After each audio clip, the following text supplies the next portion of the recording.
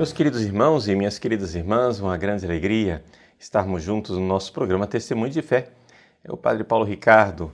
É uma alegria acolher você cada semana no nosso programa para meditarmos a Palavra de Deus. Neste 16º domingo do tempo comum, a Igreja proclama o Evangelho de Marta e de Maria. Trata-se de São Lucas, capítulo 10, versículos de 38 a 42. Jesus já tomou sua decisão de ir para Jerusalém. No caminho de Jerusalém, ele, que não tem onde reclinar a cabeça, ele que não tem lugar aqui na terra, que vem do céu e que contemplou a Deus diretamente, que viu a Deus, agora é acolhido na casa de Marta e de Maria. A acolhida de Marta e de Maria, a hospitalidade das duas se manifesta de duas formas diferentes.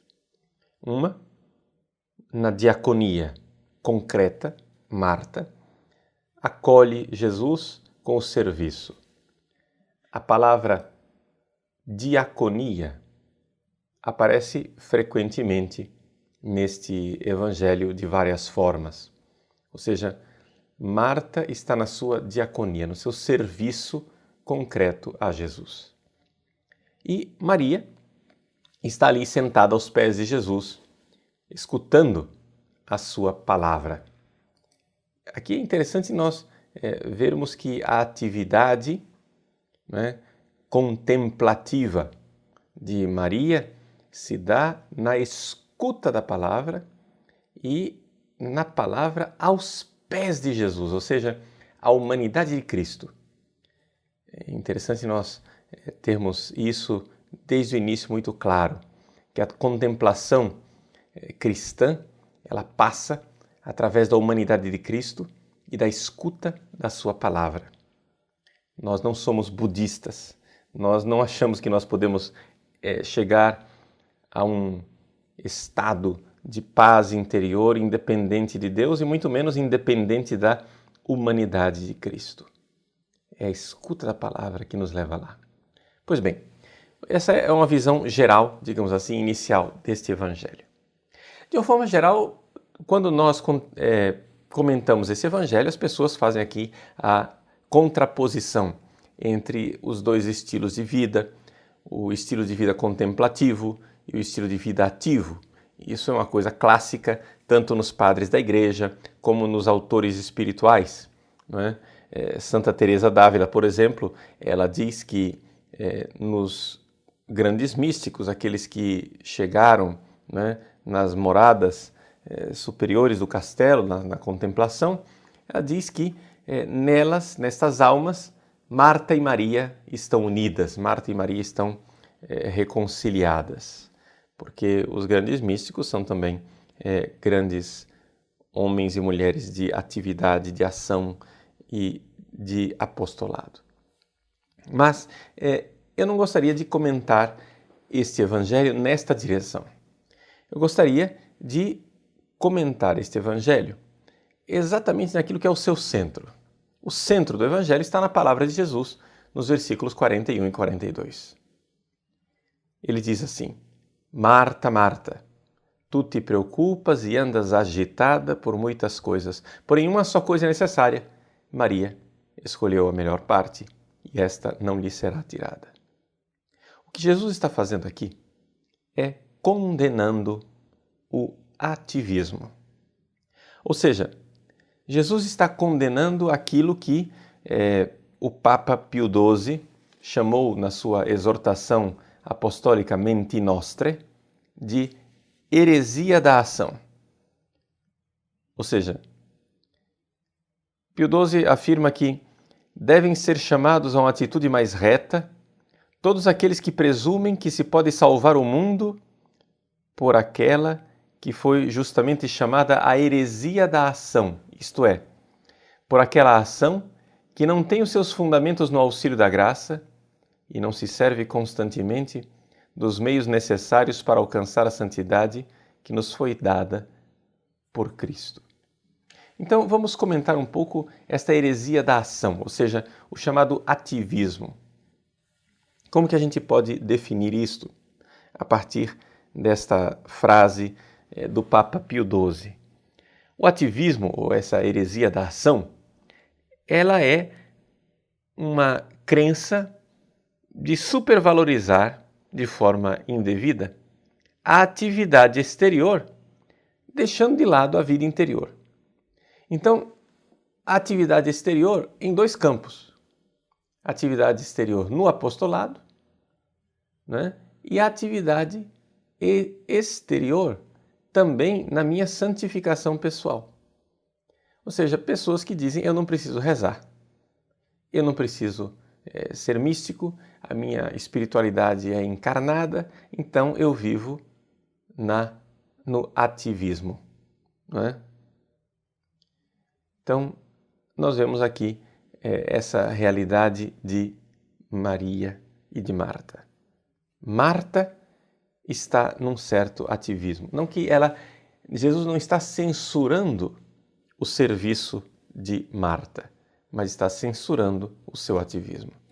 Se nós olharmos para o Evangelho de forma mais atenta, nós veremos que Jesus usa uma expressão muito interessante. Jesus diz a respeito de Marta que ela está agitada. Ele diz assim, Martha, Martha, merimnas kai throubatse peripola. Merimnas. Merimnas é um verbo, estás agitada, né, que vem da palavra merimna. Merimna quer dizer agitação, mas vem de uma raiz grega que significa divisão, merizo. Eu estou aqui gastando tempo falando do grego, não porque isso daqui seja simplesmente uma curiosidade linguística, mas porque daqui nós podemos tirar uma grande lição espiritual. Agitação, preocupação, como Jesus coloca aqui, é estar dividido, é ter a alma dispersa, merizo. Merimna, então, preocupação é ter a alma dividida. Pois bem, nós, quando não temos o foco da vida espiritual, a nossa vida pastoral, a nossa vida ativa, se torna então necessariamente dispersa, agitada.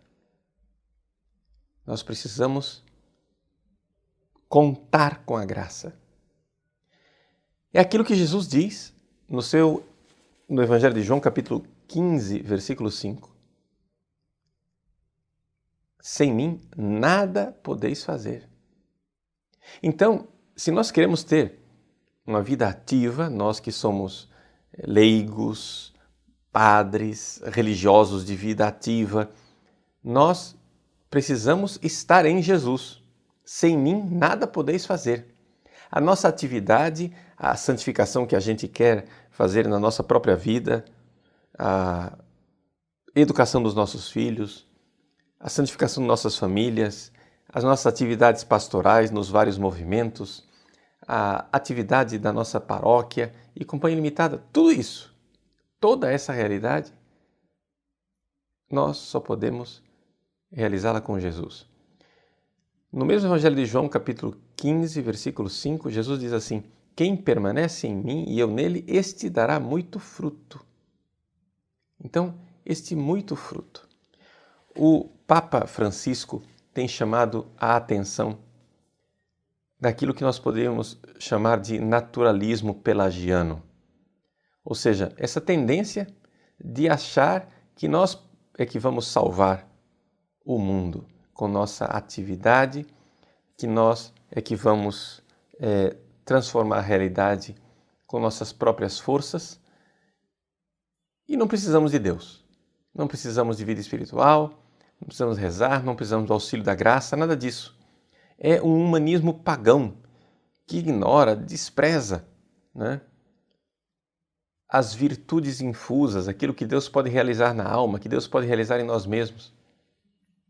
Então, isso nos dispersa, num secularismo, num laicismo profano, obtuso, onde nós, de alguma forma, desprezamos aquilo que é espiritual, aquilo que é de Deus. Então, nós temos aí uma definição, digamos assim, uma noção daquilo que é a situação horrível que nós temos de ativismo, não somente na igreja em geral, mas em nós. Vamos aplicar esse evangelho a nós. Nós vivemos dispersos, agitados, ao invés de nos unificarmos. Se preocupação é estar dividido, merimna, então a solução está em nós nos unificarmos. Jesus diz, Maria escolheu a parte que não será tirada. Por quê? Uma só coisa é necessária. A palavra de Jesus, genos de estim chreia. Genos, uma só coisa.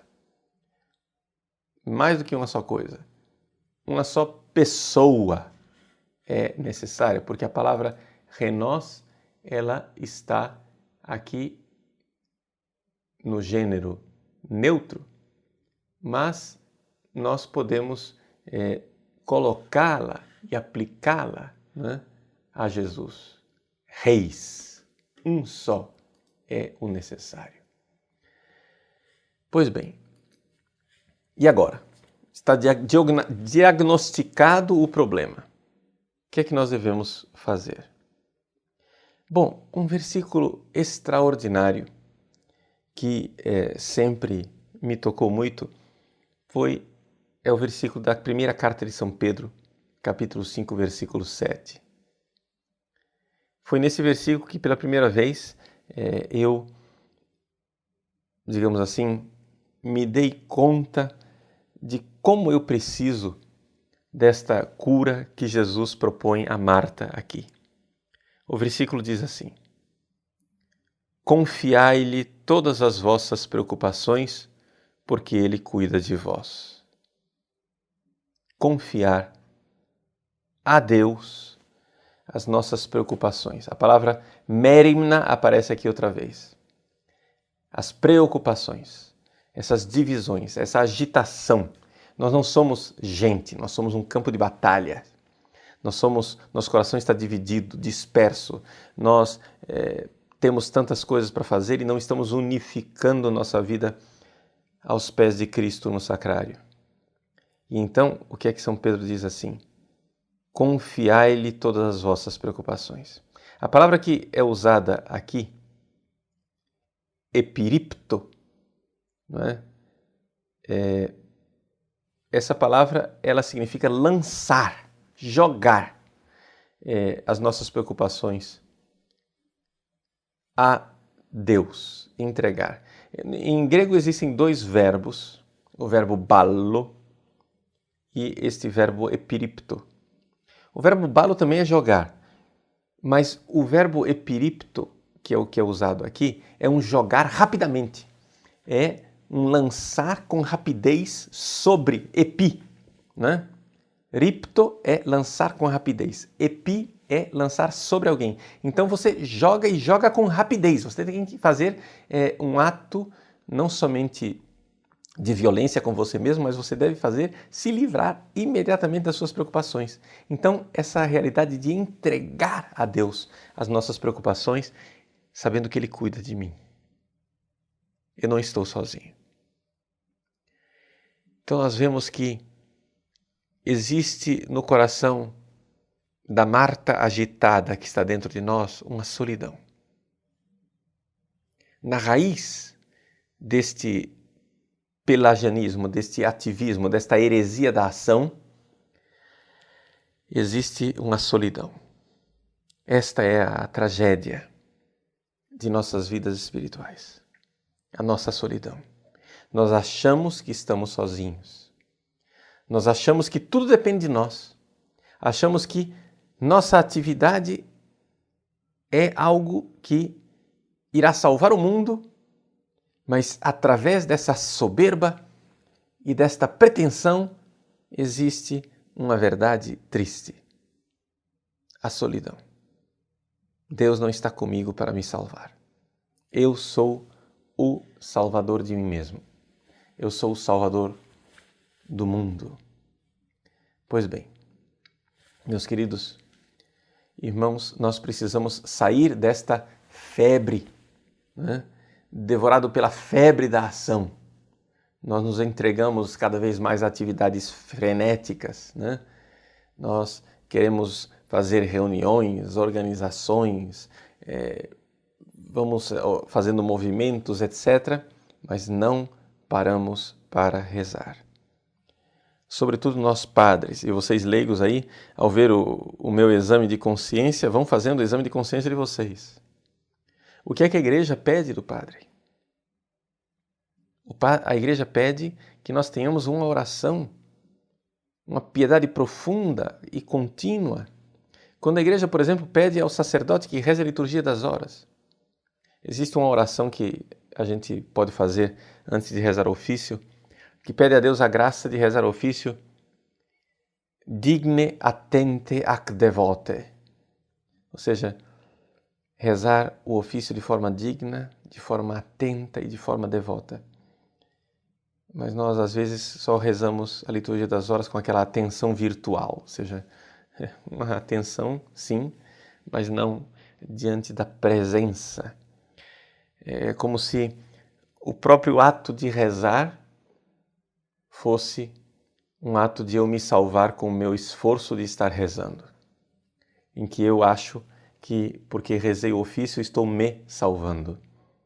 Mas não existe aquela presença do Salvador, onde o ofício, na verdade, é o momento onde mais intensamente eu permito que Deus haja em mim e me salve. Meus queridos, a vida mística consiste nisso. Ou seja, a vida mística consiste em sofrer as coisas divinas, ou seja, deixar que Deus seja ativo em mim, que Deus faça as coisas em mim. E então, quando, por exemplo, eu, como padre, sou chamado a celebrar a Santa Missa, será que como eu celebro a minha missa? Como é que eu me preparo para celebrar missa?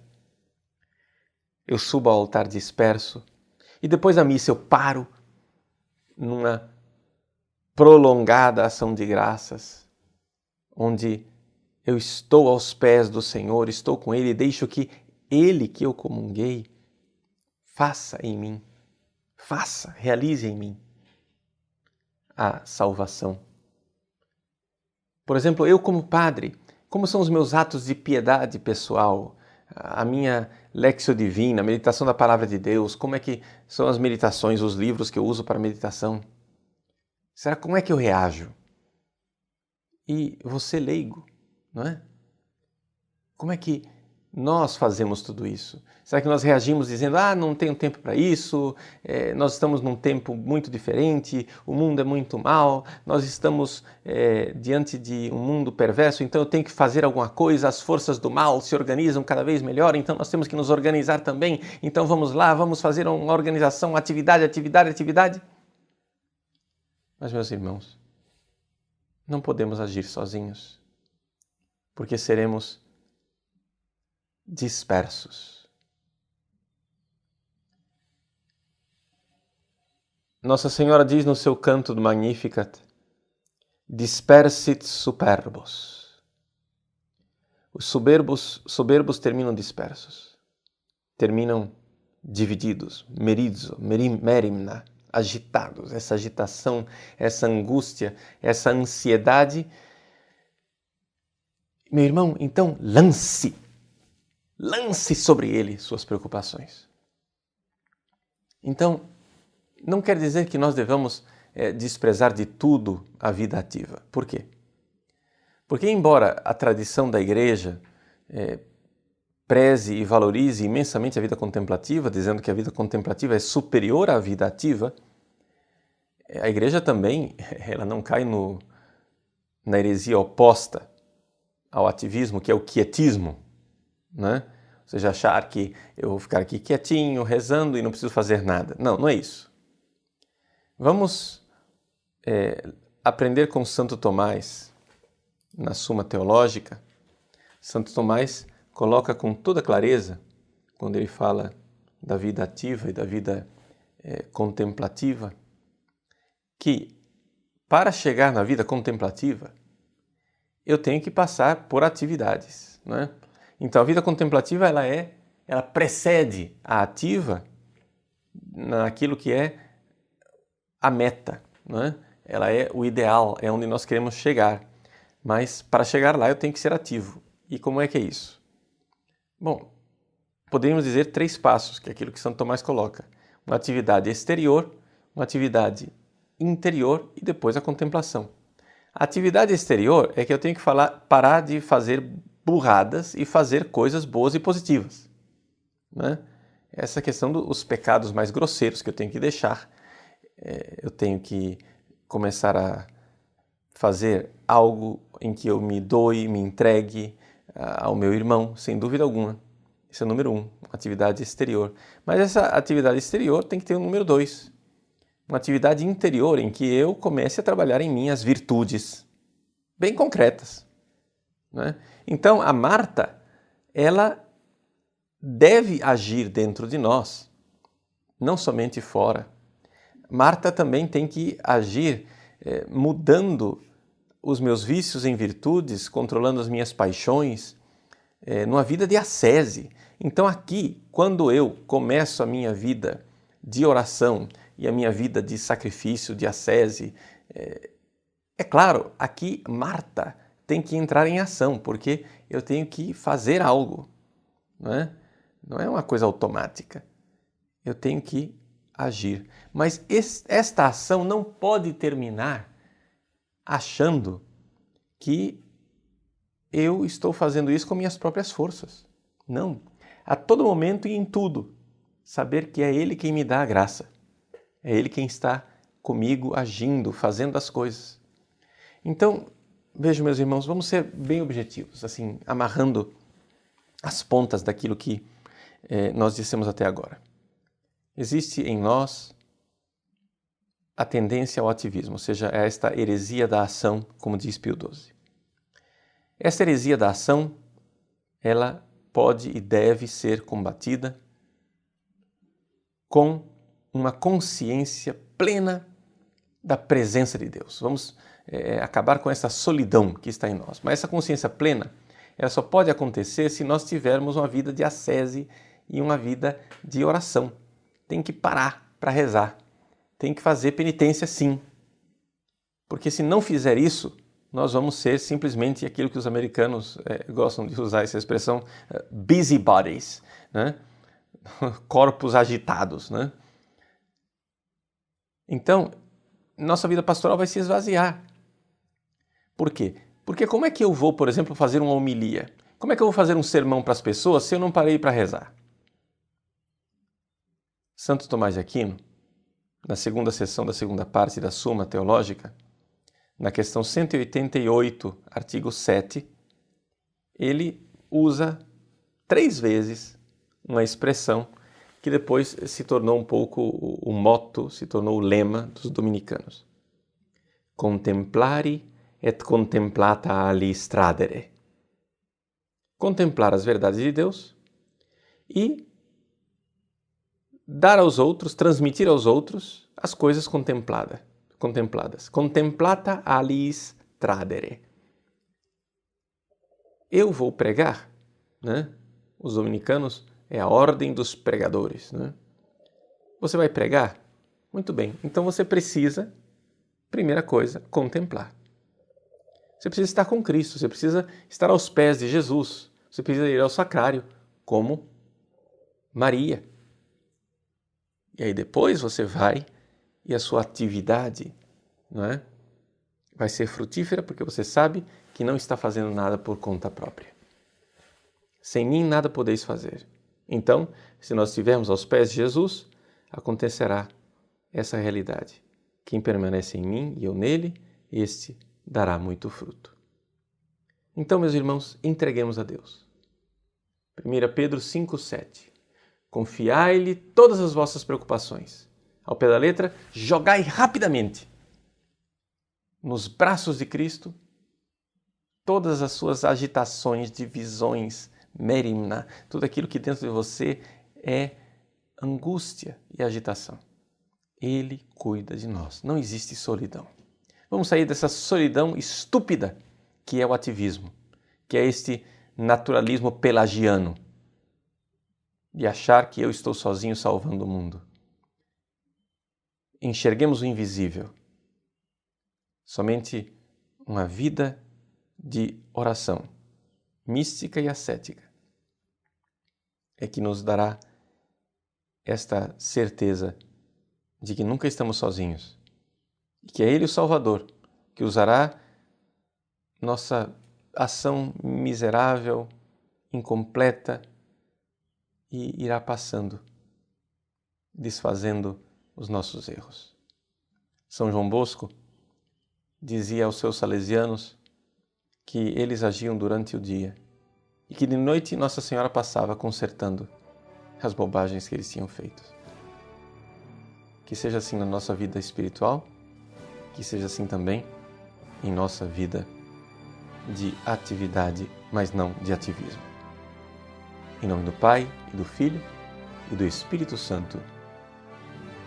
Amém.